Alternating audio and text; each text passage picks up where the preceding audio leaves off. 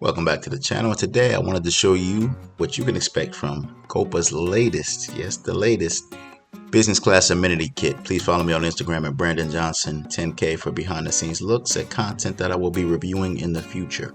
So yeah, I know recently I reviewed Copa's Air amenity kit in business class, maybe a little bit more than a month ago, but I happened to be flying them again and I saw this cool amenity kit there, and they got some different amenities.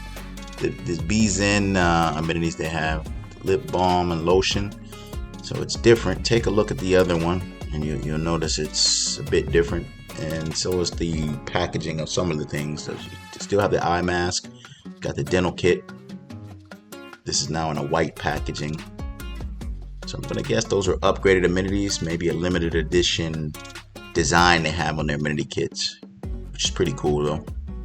Brings it to life a little bit about the Zen products. Earplugs, and you got the mouthwash here. So this is as of August 2025. So if you're flying Copa Airlines soon in business class on a longer haul flight, then this is what you can expect out of their amenity kit.